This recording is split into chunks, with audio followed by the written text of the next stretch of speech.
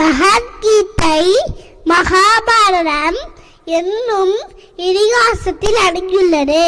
பீஷ்ம படத்தில் 25 அத்தியாயத்திலிருந்து 42வது அத்தியாயம் வரை இந்த அறிநூலை காணலாம்.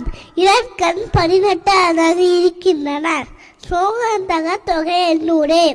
கௌரவர்கள் பாண்டவர்களுக்கு பலரும் கொடுமை செய்யறாங்க. சத்தை சூரநாட்டை கைப்பற்றிட்டு காட்டுக்கு அனுப்பிட்டாங்க. திரும்பி பாண்டவர்களுக்கு கொஞ்சம் கூட சொத்தே கொடுக்கல. கோமான பாண்டவர்கள் போருக்கு ஏற்பாடு பண்ணிட்டாங்க. சமானம் சேர்ந்த ஸ்ரீ கிருஷ்ண பகவானை துவாரகை அனுப்பிட்டாங்க.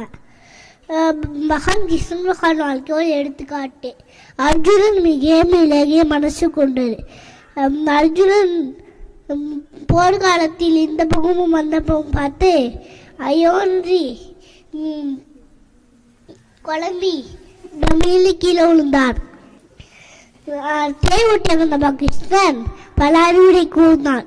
கீதை கற்கும் இப்படி நடக்கும் கற்றுக்கொள்ள எனும். சுவாமி சிம்மகாஞ்சி தீரக்கு விஞ்ஞான ரீதியாக தர்க்க ரீதியாக விளக்கம் எழுதி உலகம் முழுவதும் பரப்பினார். மரங்கள் தாய் மக்கள் வேதாந்தம் பிரச்சனை கண்டு ஒளிந்து கொள்ளரும் இசைந்து வாழரும் மனித சொத்து கிடையாது. பிரச்சனை எதிர்த்து அல்ல வெற்றியடைய வேண்டும். அதர்மத்தை அழித்து தர்மத்தை காக்க வேண்டும்.